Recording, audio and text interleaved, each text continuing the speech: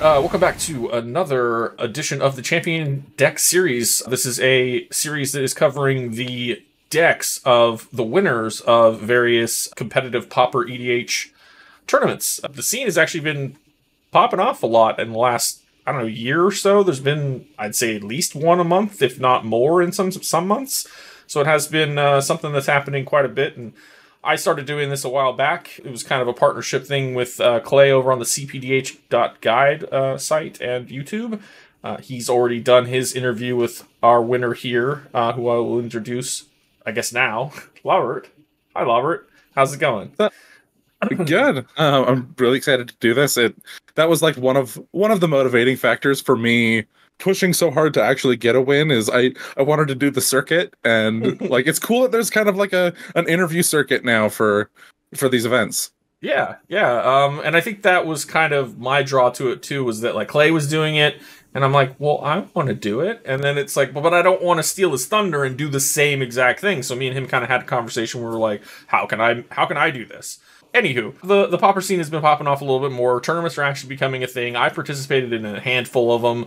I think you have as well. I know quite a few people that are in sort of the same sort of larger circle of things. Content creators and tournament grinders are all kind of on the same 2-3 servers on Discord, and then where these things are being coordinated, and then like on Twitter and other places as well. So we're all kind of interacting, and as you say, it is kind of turning into a circuit of sorts. I know even like Gator and Puzzle were doing the thing on Common Theory, and I'm sure there's other people that I'm not thinking of that also have done this sort of thing. So it's becoming a thing that I like to see as well, because, there isn't a whole lot of content out there for this format, and I think if there was more, it would get more eyeballs on it to the point where maybe there'll be even more tournaments or bigger tournaments, bigger cash prizes, all kinds of good stuff to come with more support. So that said, this, again, is sort of the sister thing to Clay's interview series, but Clay just talks about the player, and I like to talk about the player a little bit, but more about the deck, how it works, why they liked it, etc., etc., etc. So I've got a few questions lined up for Lobbert here. This tournament in question was the Common Cause 4, the fourth of that tournament series, and then, of course, we covered Sanctuary 5 in the last episode.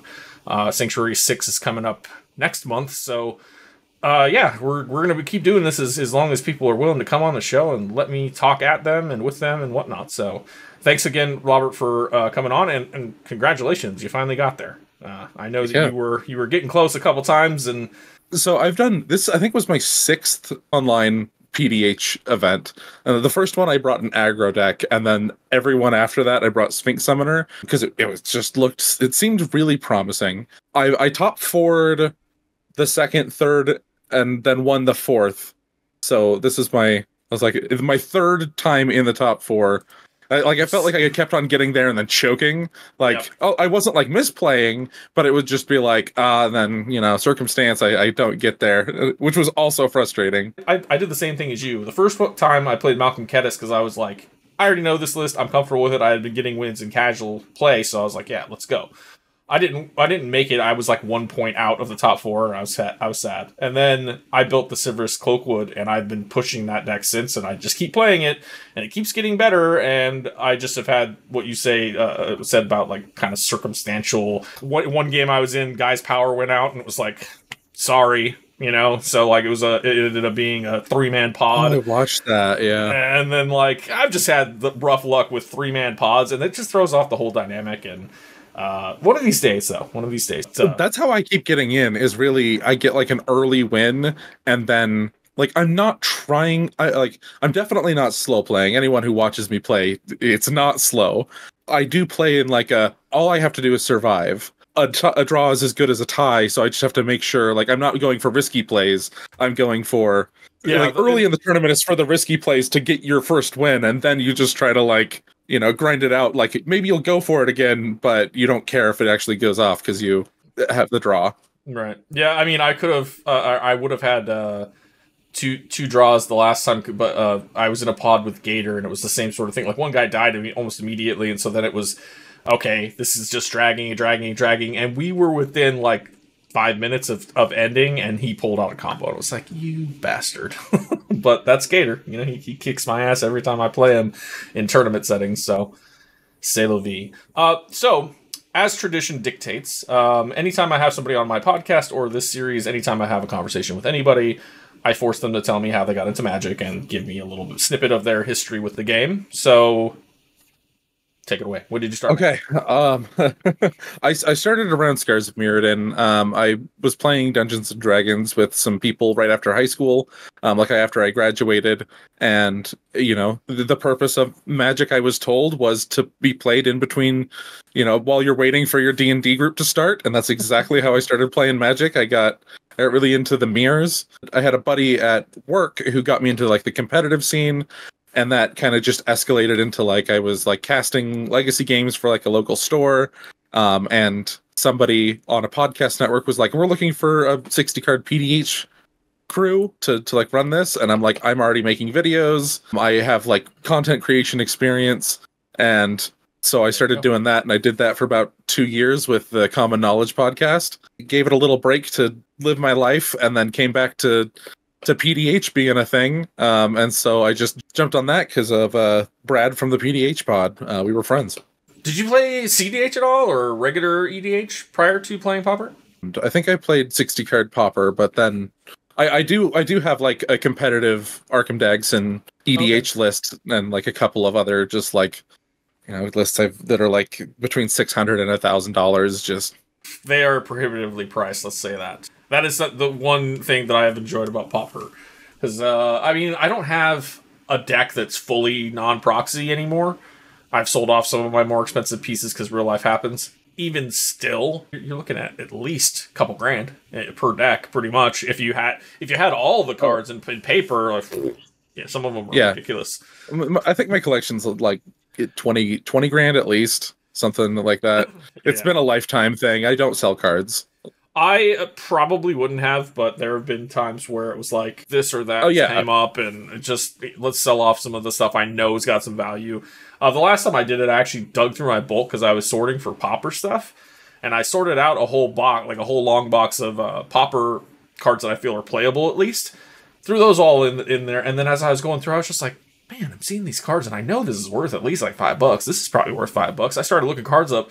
I ended up selling $800 worth of cards. It was just bulk. That was just sitting there. I was like, I'm not playing with these cards. Why am I holding on to them? Just get rid of it. I paid off a credit card. I was like, hell yeah, let's go. I guess I did run a TCG Player store, but that my inventory was different from my actual collection. Yeah, and I would say that that's kind of how that felt too. It was basically these are junk cards sitting in a box. I mean, not all junk, but.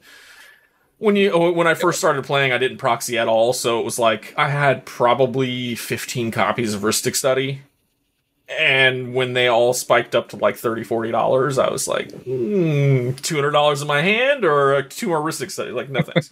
Mirrodin, can you tell me what year that was, roughly? Because I was gone from the game for a chunk of time.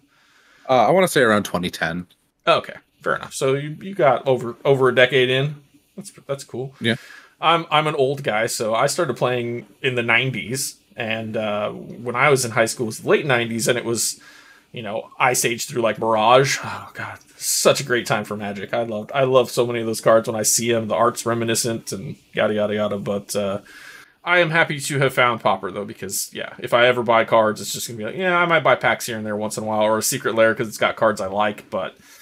For the most part, I'm kind of not buying product anymore because there's so much to keep up on. I mean, definitely. As much as I want a One Ring, I'm not going to pay $100 for a One Ring. I bought packs, I think, 3 months into my thing, and I was like, no, I'm going singles, and I don't think I've ever bought a pack since, unless it was to draft, and you have to talk me into drafting. I don't like drafting, but I've always been very much into the lotto thing. It's probably because I collected baseball cards and then other cards in the 90s with comic book stuff and whatever. So that excitement of I got the thing I wanted. I like that. But buying boxes and stuff, everything has gotten so prohibitively priced. It's not for me anymore. I would rather spend the money on a high quality proxy at this point, or just fucking print them out. I really have no ethical qualms. I've given them tons of my money, so meh. Yeah, that's I'm more and more aboard the proxy train. Bought myself a printer. If I want a high quality one, I know how to do that now. Common Cause 4, this is the winner. The deck in question is helmed by Sphinx Summoner. This is a reprinting, if I'm not mistaken, right? Did this not come out in a different... It's showing double masters, but I'm assuming it had. I think it was... Conflux was a rare. It got downshifted in double masters. There you go. Okay. So it's Sphinx Summoner. This is a 3/3 for 3 generic, a blue and a black, so it is a Dimir list. It's an artifact creature, Sphinx. It has flying, and it says whenever it ETBs, you may search your library for an artifact creature card, reveal it, put it in your hand, and if you do, shuffle your library. So it is a tutor in the command zone. Interesting.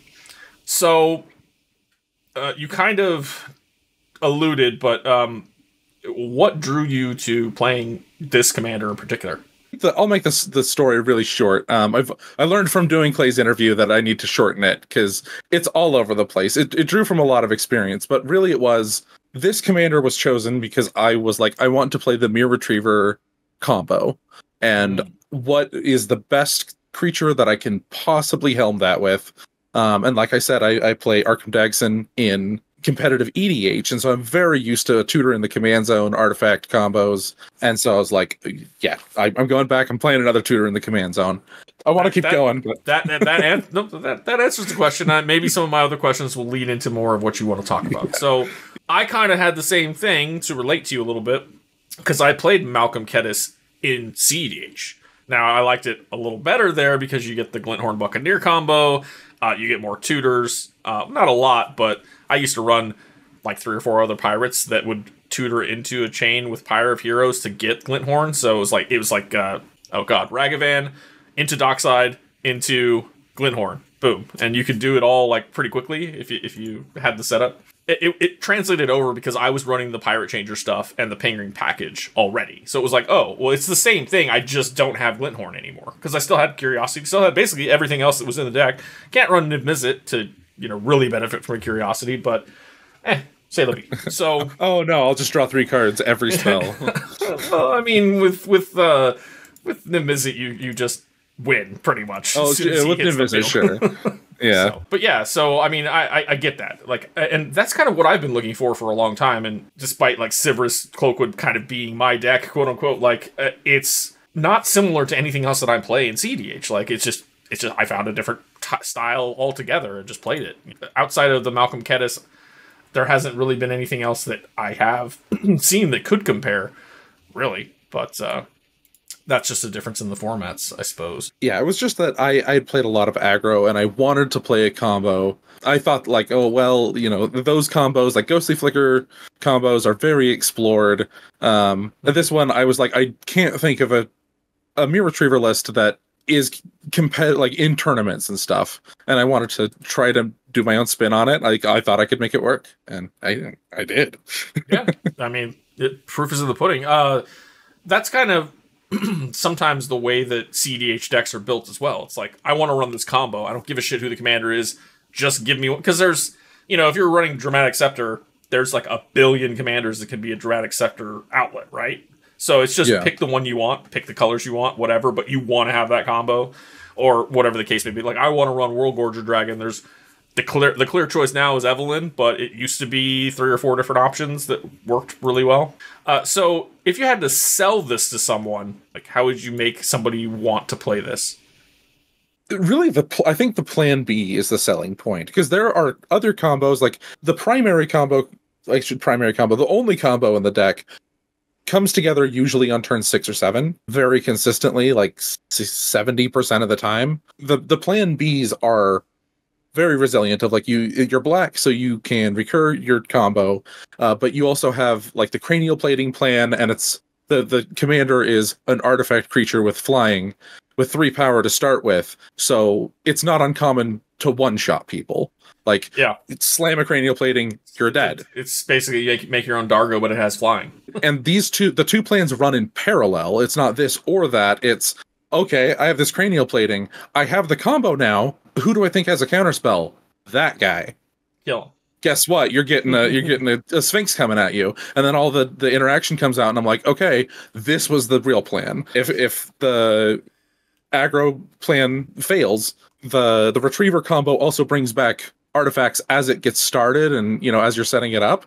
So Try again. It's resilient for that reason as well. Then my sales pitch would be over. I want to keep going so bad. What is the combo then? Like, how does the combo work if you could lay that out?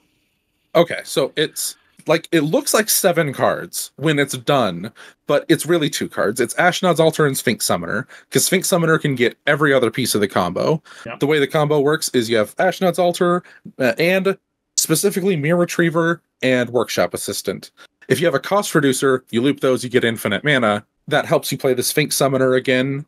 You just need the blue and the black, and then you can go find a color fixer, like Stonework Pack Beast, fix all your mana into any number of colors. Filter. Right. Yeah. Replay the Sphinx, get all of the artifact creatures out of your deck, and then as a finisher, there's a number of them, but the one you can tutor for is Secret Door, that allows you to draw your deck through the Venturing the Dungeon. Yep. Ironically, after playing against Gator a bunch when he was playing Abdel Sword Coast, I was like, well, I want to build that deck, but I don't want to just build your deck. So I went with a different commander. The background that does the like double dungeon delving or whatever. I forget what it's called. Basically, I ended up doing that and also had Secret Door and then like one other creature. And it was just basically doing the same thing, Ghostly Flicker loops. But then you're just flickering to do the dungeon delve. And then you, in either the Undercity or what was it, Fandelver, there's a drain effect. So you could go through either one, and as long as nobody can stop you, the table gets drained. But it's no different than basically that Chalice that he would run in Flicker, which does the life loss on ETB. So same sort of idea. But yeah, that's cool though. I like that you have that in there. How do you feel about dungeons, like in particular? Do you feel like there's something that should be jammed in all over the place, or do you feel like you should only be running it for like a combo to win the game?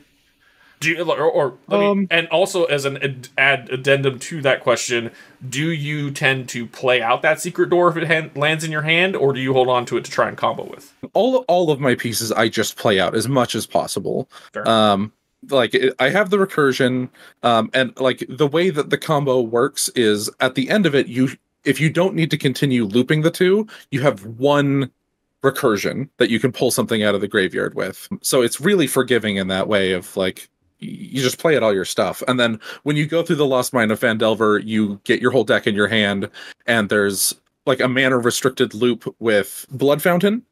Oh, yeah. Blood Fountain brings back 2 things, so that means you can recur every creature in your graveyard. So I was asking less of if you hold on to it as a combo piece because you're worried about it being removed, and more asking if you think putting the dungeon out there or taking the initiative, whichever the case may be, do you feel like that puts more of a target on your back? That's kind of how I felt about it, and I've kind of removed them from most of my decks outside of ones where I feel like it's very important. The lesson I've learned about the initiative doesn't come from this deck. The initiative started in this deck because I based it off of Quartz's list, they incorporated the Ghostly Flicker combo in it as well, and so it was like they were good flicker targets. We ended up taking those out. That was actually a suggestion of Ryan, of all people, who's usually a big advocate of those. He's like, this doesn't look like one of these decks. And I was like, oh yeah, you're right. The biggest lesson I've learned about the initiative is in my Thraben Watcher list, which it's the commander gives everything vigilance, and it makes everything bigger, and it flies.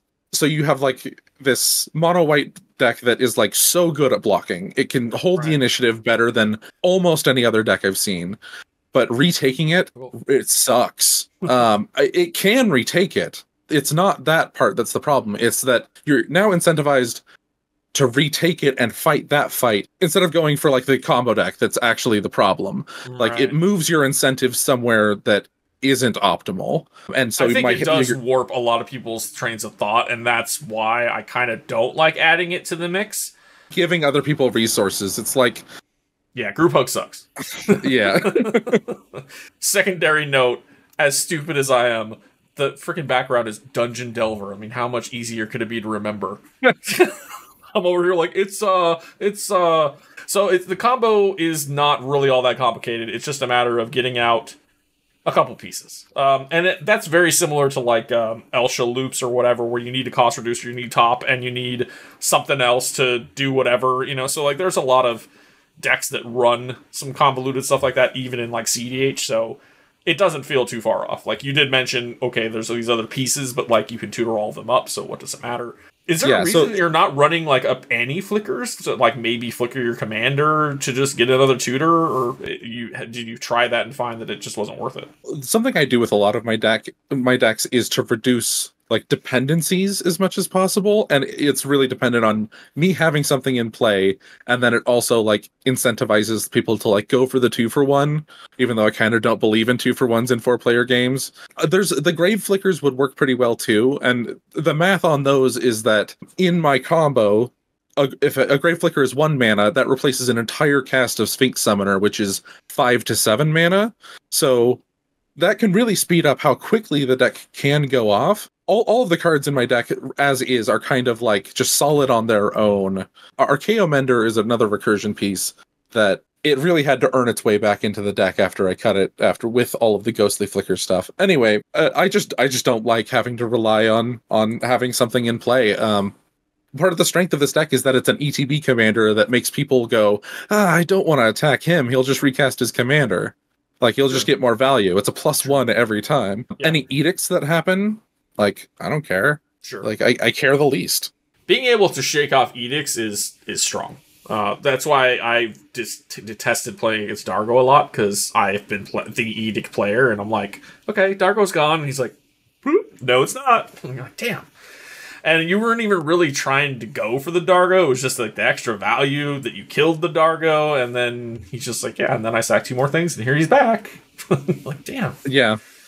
So the resilience is important. That it is. The reason I'm on a bunch of Grey Flickers in my list is, in the Sivrus list, is just because she's so integral to the whole plan that, like, I have the opposite of what you have, and maybe that's part of the deck's problem. I don't know, but that's an analytical thing that somebody else can answer. Regardless, so the combo seems good. It's very resilient from the way it sounds. How do you classify this? Like, because it is it's combo finish, obviously, but that doesn't necessarily mean it's a combo deck. Do you consider this something else? Like, what would you label it as? Labels. I know they suck, but it's just it's a question just so that some people might look at this and go, oh, it's a control deck. I don't like that. And then you go, well, but actually, there's this combo. This is why I do these, is to kind of extrapolate on what's there, because some people who look at the list might not really understand what's going on, especially if they're newer to the format. I remember looking at the quote-unquote database lists when I first started playing PDH, and I was like, these all look like hot garbage. Like, I don't know what's happening. And then you start playing them, you get into the format, and then you start recognizing what the bombs are and the threats are and blah, blah, blah. So it's an adaptive list. That's the best I can give you, because I like that answer. I've typed up, like, I log all of my games separately, and I put notes for all of them on how I win, like what were the major influences of what happened in that game, why I lost, why I won. And about half of my wins are from combo, and the other half are from just attacking. So it's split right down the middle, and that just keeps continuing. I've got like 27 games logged with this deck. It just keeps being 50-50.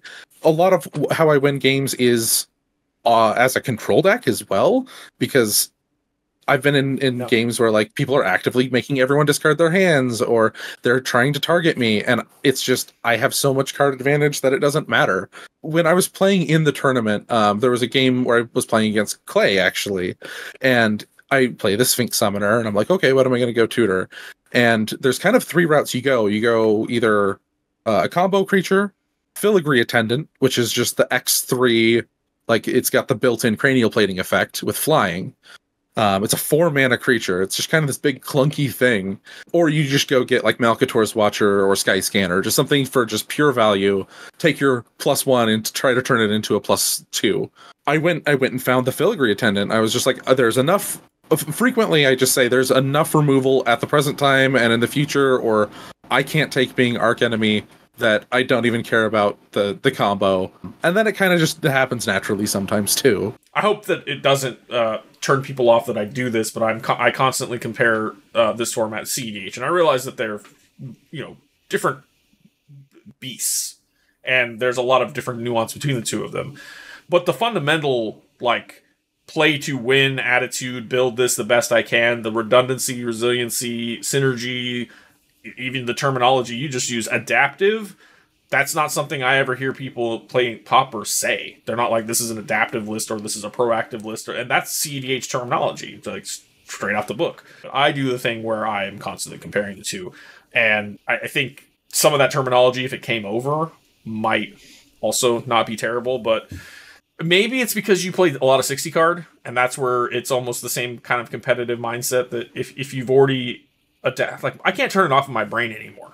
Like, once you get to a point where you're competitive and that clicked on, it's like, I can't turn it back off. Even when I'm playing casual, people get mad at me. I will purposely not put in mana crypts and other things into a casual list, whatever is considered, super cheap and unfair. But, I'll still run a Demonic Tutor, and I'll still run, fetch lands and shit. Like, I don't care about that. I build synergistic decks, well-oiled machines, so to speak, and then they pop off on turn 4 or 5 in a casual game, and people are like, that's cEDH! And I'm like, bro, if I played this at a cEDH table, it would get crushed. And it's the same thing if you're really competitive with 60 card. Like, I know if I built a Modern deck and went to a tournament right now, I'd get fucking absolutely shit on, because I don't know shit about Modern. But if you have already clicked on, you could probably put something together that might actually kind of work. Which is why, for me, it was kind of a weird transition at first, because it was getting used to how different the formats are. But it was very similar because you already have that mindset of, like, I'm going to try and build the best thing I can and be the best player I can and blah, blah, blah. Your play patterns and things should kind of transfer over. That's something everybody should do. And frequently, that's why I still play cPDH and all of these other formats, is I don't know where I'm going to find inspiration, and the places I find it most are the most different places. Like, I found it, like, okay, I learned how to play Yu-Gi-Oh! Like last year, and there was like certain things I picked up on. I probably couldn't tell you what they are now, but they influence you. Like, me playing Arkham Daxon in cEDH absolutely brought over a lot of those skills into specifically this list. I think there is a lot of overlap. I mean, it's Magic. It's all Magic, no matter what format you're playing. It's all Magic. So as long as you have the fundamentals, you should be able to theoretically transition into any of them. But I think it's kind of interesting. Some of the people that I've seen that do play both tend to be pretty good at both. I mean, I've gotten my ass kicked by Gator and cDH too, like a couple other people as well. The biggest difference is between like 1v1 and 4-player formats, but once you learn how to reevaluate cards, then things start fitting together again. Which is also why when you end up in 3-man pods, it feels weird because you've been planning on having a 4th person. So there are some things that can throw it off pretty well. And even, that's why there's a whole different format of 1v1 for EDH, where it's basically just 1v1 singleton, I guess. But so adaptive. Leans between control, can pivot into combo and or aggro. I mean, it's kind of what you want. Like every deck that I've built, I try to have something like that. And I think that's very common in regular EDH and cEDH that, if your combo gets, destroyed or this piece gets exiled or whatever, you're not going to be able to combo off anymore. Just beat face. That's another, like, one of the keys of the deck is that since I only run one combo, this is something I did in the finals, is when it gets interacted with and shut off, Ashnod's Altar is in the graveyard. I say, I don't have a combo. My combo is this. You killed it. My table aggro resets. It's an aggro reset, and it's wonderful. And then I'm like, joke's on you. Yeah. Yeah, having shit like that in your back pocket is pretty good, too. Like, I've had people, like, on my stream even, where it's like, they're in seat 4, they mulled the 4, they aren't doing shit for, like, 3 turns, but somebody tried to win, we stopped them. Somebody else tried to win, we stopped them. Goes around another couple turns, oh, well, he got a crypt and a land and a tutor, and like it's starting to look like he might be doing stuff, and then everybody's like, he's still not doing shit, and then next turn he wins, and you're like, damn, should have seen it coming.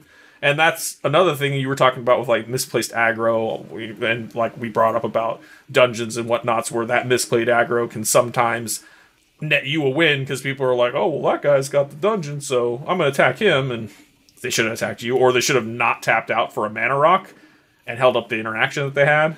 The same reason that instants are so much more important than sorceries as far as removal goes. Yeah. You're able to be like nimble. I don't know what the word is. Just like as reactive as possible without having to be like, okay, in sorcery speed, what's the most threatening thing right now?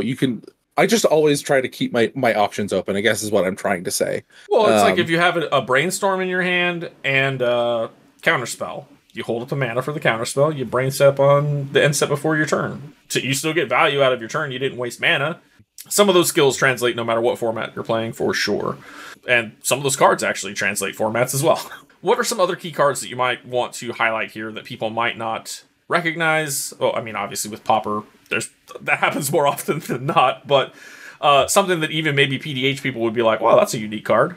So, I mean, the ones that I want to highlight most of all is the Tutor Network. There's all of the 2-mana transmute spells that can go into Merchant Scroll, and the Merchant Scroll can go get Perplex, and Perplex can go get your Ashnod's Altar. And as we know, it's just you need Sphinx Summoner and Ashnod's Altar, and that brings the deck up to 7 tutors that it can play in the 99, or 7 copies of Ashnod's Altar, essentially. And that may seem like a lot. Like, in that tournament, I did go all the way from a Dimir Infiltrator to Ashnod's Altar, play it, and try to combo in the same turn, which was like, I think I had 18 mana sources on like turn 11-ish, and then Ashnod's Altar provided even more mana.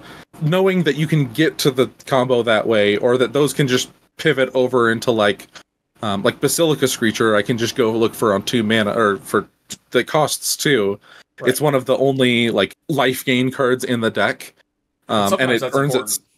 Yeah, super. Like I had it in that game against Clay in my opening hand, and it influenced my entire play that whole time of like, I'll just wait for everyone to almost kill each other, and then when I'm at like 5, I'll just play this and then gain, and I win. My Silvers list, I put in an Essence Warden. There's a couple times where I had that thing out and it was just like, I gained, I think, like 25 life in a game, and I would have died for sure way before then, but just managed to outpace it. That combined with your own drain effects, the Extort obviously already drains, but then other drain effects that you may be able to play. I noticed you have like Cabal Paladin in there, which I believe is a drainer. So having those types of effects on top of our meta right now is very much pingers and draining and all of that stuff. We're all kind of trying to win this battle of attrition to outrace the combo players. And it works sometimes, but then other times you've just done all this and then the combo player says, here's my combo. I don't care how much life I have. Yeah, that's something like I'm working on a video right now about pingers where I talk about this, so it's like at the forefront of my mind. It's interesting how something like an Essence Warden, it's really great against the pinger meta and the overall meta like that, but combos don't care about that. So you incentivize the pinger decks, which are usually running more control, to kill your creature instead of the combo. They should know better. Like, what you just recognized is something that, somebody in a tournament level play should recognize too. Like, okay, yes, that's a problem if you're the aggro player and the only way you're going to kill him is by killing him, like outside of commander damage. But, sometimes you're an aggro deck that doesn't have a big, powerful commander. It's just enabling other stuff. So if you're just swinging out with a bunch of little tokens and shit, you've got to make a lot, and sometimes people get scared of that. So I recognize why it can be a good target, but then other times it's like, no, just keep helping kill the combo player. Then the problem is that they have trouble finishing you. So it's like a catch-22 no matter what you do. But yeah, I mean, if you're 2 or 3 ahead, you're not dying. They're dying first, so that's what you need. At that point, my problem with that and why I've pivoted into a combo deck again, that's putting your win rate in the hands of the least experienced players. The people who end up doing that are, don't know what they're doing, but they'll do it anyway because the incentive is there. And you've like, you have to put this faith in them of like, just don't. And they do though. And the format is growing. The rules committee says like, yeah, we're getting like 4 times as many people visiting our site as we did last time this year. And that amount of new blood in a tournament is a really important factor to consider. It's just a matter of deck choice too. Like yeah, you have to think about that when you're putting life gainers in your deck. If like maybe that adds points to control to combo. The extort cards are just good, and why wouldn't you? It's 3 damage. It's 3 damage and you gain 3 life, right? So I mean that's not terrible. But Syndicate Enforcer sucks. I wouldn't play that. Oh, I'm not playing it. I'm just playing the screen. Yeah. I noticed after I put it in there, it was giving me that little extra bit. And the reason Essence Warden was in there is because I already had cards that drained when like my stuff died or whatever, and would drain and it gave me life. So it was kind of synergistic in the sense of I put in Blight Priest.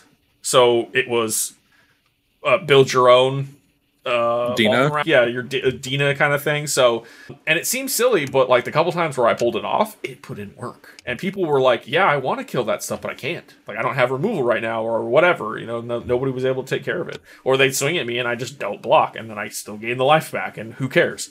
So then at that point, you're either going to get killed, like you said, or your shit's going to get killed, like you said. Or, you know, most of the time you just get board wiped or something. And then, you know, the game ends. But I've had plenty of times where it's, you know, you end up winning that battle of attrition and you've cleared the table and you just ping everybody to death. Or in my case, I get a Gary and I can sack and Grave Flicker him and then everybody's just dead. Okay, that's all I have to do is get to the Gary. I have another spell in my deck. I think it's Gruesome Fate or something like that does the same thing, basically. I did want to circle back to the question of important cards in the deck. Yes. Another one I wanted to talk about is Golem Foundry. So Golem Foundry is this 3-mana artifact. Whenever I cast an artifact spell, I can put a counter on it. I can remove 3 counters and make a 3/3 golem. What's really important about this is that I talked about earlier, you need a cost reducer in the combo. This can act as a cost reducer, and it being a non-creature itself makes it so no part of the combo can be stopped by removal. So usually the cost reducer is your weak point, because the other ones, if they die, they just bring each other back. But Golem Foundry, if you do 2 loops, you get 4 counters, and then you can remove 3, reset your mana. You have infinite number of golems in play. You have infinite mana, and then if anybody kills all of your golems, which, you know, I've seen like a Crypt Rats with Death Touch be like, yeah, I could do it. I can just replay, like, okay, I'll just play another 200,000 golems. Right. They're like, oh yeah, that's a thing. There's not very many other combos that don't get stopped by a Go for the Throat or something. But it's just there's a lot of tables with just like black removal that just if I have Golem Foundry Ashnod's Altar, there's nothing they can do to stop me. Yeah, which is crazy. It requires a counterspell or artifact destruction, I suppose. So any other highlights? The rest of the deck is really just like, you know, 12 mana rocks, a whole bunch of removal and draw spells. Like it's a very toolboxy deck. People are like, oh, it's like a flyers deck. You always have all of these flyers. I have Sphinx Summoner and like 3 more, but you're gonna see them like all the time, and they're gonna be annoying. Not a lot of pauper decks have is the tutor density, and that's really cool that you figured out. I never thought of Merchant Scroll into just any of them to go into the next to get the thing that you actually want. Like that's pretty cool. Tutor chains don't usually happen either. It's only Dimir, because Perplex, it has to be, you have to go get that blue spell. Yeah, sounds consistent, and then you've got, you know, your backup, your protection. It seems like a solid list. Like I said, looking at it on paper, it doesn't look bad. It's just like not actually recognizing like the individual pieces, and then once people see it, and as you've explained it, then it's like, oh, ding. There's a lot to be said about playing an unintuitive deck. Like the people will sit across from and be like, I don't really get it. That guy over there, though, he has 12 power of creatures on the field. Yeah. I think it's kind of that way with, like, Gretchen is a known quantity now, but, like, the first time, like, I played against a Gretchen, I was like, okay, you're playing a bunch of land enchantments. Okay, I really don't know what you're trying to do outside of just, obviously you're trying to activate, but then the untappers come down and you're like, oh, I see. And then by then it's too late. You're like, damn it, I needed to remove X, Y, or Z way before this turn. And then once you know that, it kind of changes. So if more people pick this deck up, or you continue to terrorize people with it, they will eventually know how to deal with it, right? Or at least try to deal with it. So a lot of the testing I've done has been on my stream with people who are very familiar with the deck. I think it can hold up against people knowing what it does, because that's mostly what I've played against. I mean, that's a sign of a good deck, because Gretchen does the same thing. It's like, okay, you tried to stop me, I'm just going to try again. I think Malcolm Kedis is up there with that too, because I felt that way a lot, where it's like I'm gonna try again next turn. You know that, right? Like, so yeah. To me, that's a sign of a good deck. You've got resiliency. I mean, obviously you won a freaking tournament with it and topped a couple others. So like, it seems like you've got it there. It's right and tight. With that said, Did you find any weaknesses that you kind of want to shore up, or maybe you're thinking about changing? No, I mean, this is my 5th tournament with it. Like, Unchanged or slight tweaks? Very few changes. Like, Okay. the things that I've been doing is, like, I've taken out, like, Disciple of the Vault, and I've tried out a bunch of other stuff. I've tried, like, Dispel, and I ended up not liking Dispel because it was too narrow. Like, I'm playing Black-Blue. I have the luxury of just playing generically good things all the time. Right. I guess I cut Arcane Denial because, you know, that's scary to play against any opposing combo deck. I kind of don't know why people play it as much as they do outside of its unrestricted. I don't know, man. Giving away a couple cards is kind of dangerous sometimes. Yeah, it's the idea I think a lot of people have is like, well, I can draw into my combo better. There's plenty of other counterspells to choose from. I guess it gives you a card back, so in a sense it's free, so to speak, but like it's not free. I want to say I have it in a couple of my decks, but I'm not thrilled by it either. I think one other like something better counterspell comes along, and that's an easy cut. Yeah, I'm completely off of it. Really, I have like one deck that has it, but it makes my own spells uncounterable, so it's just a +3 for me. Yeah, I think I've really got this deck really refined. I think to me, this is card perfect. That answers the question. That's what we want to hear. The last question I actually have written down is there anything like you have like a wish list for? Like, more tutors, or like we just said, like a better counter to replace Arcane Denial, or, something that you would snap include if you saw it get downshifted? Junk Diver. Yeah. Just another copy of my combo. I think Tashar players probably want that downshift as well. Right? I think isn't that part Cheshire? The mono white bird. Oh, that has the mirror retriever combos. They downshifted it from rare to uncommon in Modern Horizons 3. So like that's a baby step. This deck would be so good, like absurdly good if it had a Junk Diver. Okay, so it's just a redundancy. But with flying, I can put a cranial plating on. It being so artifact heavy, cranial plating definitely can do the thing. Yeah, but what's the biggest buff you've gotten off of it before? I have put cranial plating on a filigree attendant. So that's 2 copies of that effect, and I think I swung for like 28 in the air. Yeah. I think it was against a Gretchen player, which is Gretchen players don't have flying blockers ever.